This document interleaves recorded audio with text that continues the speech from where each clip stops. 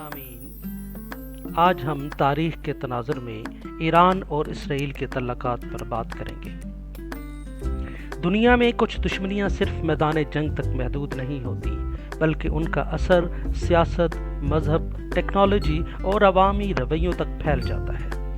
आज हम दो ऐसे मुल्कों की दुश्मनी पर बात करेंगे जो कभी बराह रास्त जंग में नहीं टकराए थे, मगर पिछले 40 साल से एक खुफिया जंग लड़ रहे थे। जी हाँ, ईरान और इसराइल। 1948 में जब इसराइल का क़याम अमल में आया तो ज़्यादातर मुस्लिम ममालिक ने उसे तस्लीम नहीं किया। 1950 में ईरान ने इसराइल को डिफेक्टो यानी अमली तौर पर तस्लीम कर लिया। उस वक्त ईरान में शाह मोहम्मद रज़ा पहलवी की हुकूमत थी, जो अमेरिका और मगरबी ताकतों के करीब थी। ईरान और इसराइल के दरमियान खुफिया, तिजारती, इंटेलिजेंस और अस्करी ताल्लुकात कायम हो गए। ईरान की खुफिया एजेंसी सवाक को इसराइल की मुसाद से तरबियत मिलती रही। ईरान इसराइल को तेल फराहम करता, जबकि इसराइल उसे सिक्योरिटी और टेक्नोलॉजी देता था। 1979 में ईरान में इस्लामी इनकलाब आया, शाह का तख्ता उलट गया, आयतुल्लाह खमीनी की क़यादत में एक मजहबी हुकूमत कायम हुई।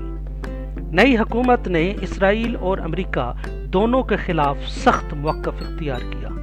इसराइल को शैतान सगीर और अमेरिका को शैतान बुजुर्ग करार दिया गया। ईरान ने फ़लस्तीन के काज को मुकम्मल तौर पर अपना लिया। हमास, इस्लामी जिहाद और हिज़्बुल्लाह जैसे ग्रोहों की माली और अस्करी मदद शुरू कर दी। बैतुल मक़दस का मसला ईरान इसराइल की कशमकश का मरकज़ी नुक्ता बन गया। 1982 में इसराइल ने लुबनान पर हमला किया, जहां ईरान के हिमायत याफ्ता ग्रोह हिज़्बुल्लाह ने जोर पकड़ा। हिज़्बुल्लाह ने इसराइल के खिलाफ रॉकेट हमले, खुदकुश धमाके और मुसल्लह कार्रवाइयाँ शुरू की। इसराइल ने बार बार लुबनान पर हमले किए, मगर ईरान का असर और रसूख बढ़ता गया।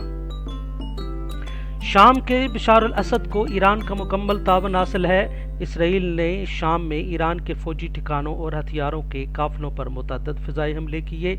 आज भी हर हफ्ते इसराइल शाम में ईरान के अहदाफ को निशाना बनाता है। 2010 में इसराइल और अमेरिका ने मिलकर एक कंप्यूटर वायरस तैयार किया, जिसने ईरान के एटमी प्लांट्स को शदीद नुकसान पहुंचाया।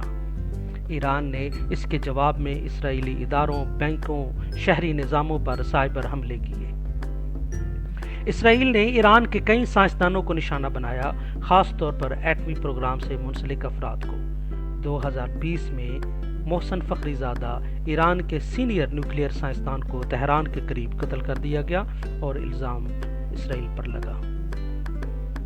ईरान का मौक़िफ़ है कि इसका न्यूक्लियर प्रोग्राम पुरअमन मकासद के लिए है। इसराइल का दावा है कि ईरान एटम बम बनाने के करीब है, जो पूरे मशरिक़ वुस्ता में ताकत का तवाज़ुन बिगाड़ देगा। इसराइल ने बार बार कहा, हम ईरान को एटमी ताकत बनने नहीं देंगे, चाहे पहले हमला हमें ही क्यों न करना पड़े। ईरान और मगरबी दुनिया के दरमियान न्यूक्लियर मुआहदा तय पाया, लेकिन वक्तन फ़वक्तन टूटता रहा, ख़ास तौर पर जब अमेरिका ने उसे यकतरफा तौर पर ख़त्म किया। अक्टूबर 2023 को फ़लस्तीनी मुज़ाहमती ग्रुप हमास ने इसराइल पर एक साथ ज़बरदस्त हमला किया।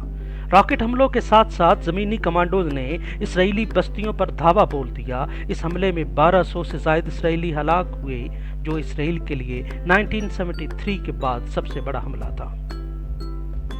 इसराइल ने फौरी तौर पर गज़ा पर ज़मीनी, फ़ज़ाई और बहरी हमले शुरू किए।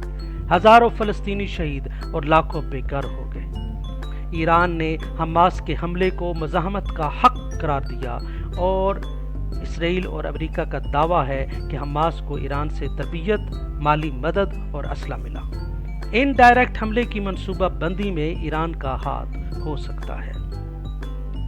ईरान की हिमायत याफ्ता लुबनानी तंजीम हिज़्बुल्लाह ने शमाली इसराइल पर रॉकेट हमले शुरू किए।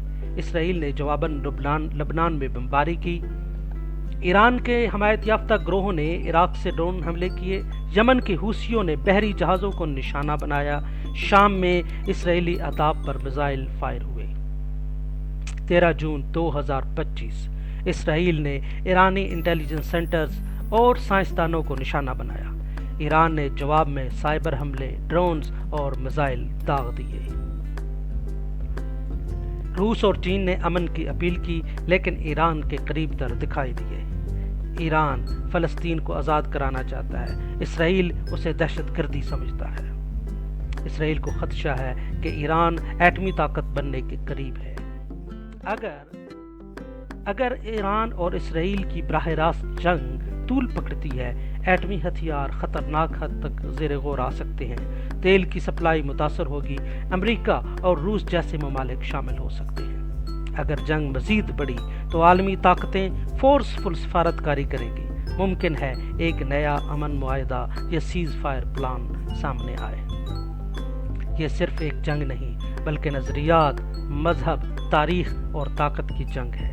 اگر دنیا نے اسے نہ روکا تو یہ ایک بہت بڑی عالمی جنگ کا پیش خیمہ بن سکتی ہے، مگر اگر مذاکرات، دباؤ اور عقل غالب آ جائے تو شاید ایک نئی راہ کھلے۔